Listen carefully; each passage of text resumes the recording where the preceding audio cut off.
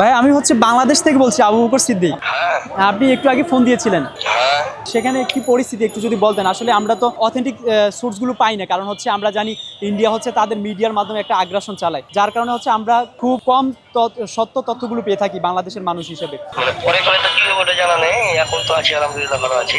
জি জি। তো প্রচুর অত্যাচার করছে এরা এদিকে, মানে মুসলমান হিন্দুদের কিনে ক্ষয়ক্ষতিটা হয়ে গেছে প্রচুর, ওটার জন্য কিনে যাকে তাকে করছে।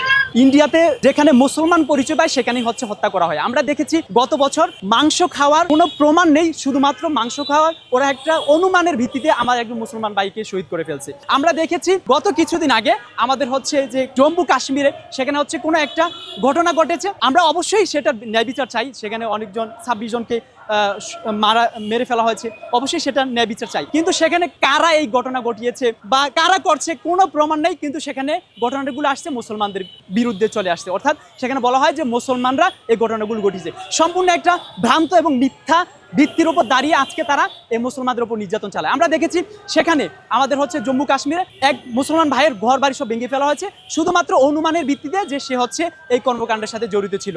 আমরা দেখেছি অ্যাট দ্য সেম টাইম আমরা দেখেছি গাজার মধ্যে ইসরায়েলের যে হচ্ছে নেতানিয়াহু, সে হচ্ছে তার ক্ষমতাকে টিকিয়ে রাখার জন্য সেখানে হচ্ছে গাজার মুসলমানদেরকে সে হচ্ছে নির্বিচার হত্যা করছে, কেবল সে তার ক্ষমতাকে টিকিয়ে রাখার জন্য। অ্যাট দ্য সেম টাইম আমরা দেখেছি নরেন্দ্র মোদী, সে তার এই উগ্র হিন্দুত্ববাদীদের মাধ্যমে ক্ষমতা টিকিয়ে রাখার জন্য আজকে মুসলমানদের উপর নির্যাতন এবং হচ্ছে নিপ্রেশন চালাচ্ছে। আমি মনে করছি এটা হচ্ছে একটা পরিকল্পিত ঘটনা এবং এটা হচ্ছে তারা নিজেরা এই ঘটনাগুলো ঘটিয়েছে।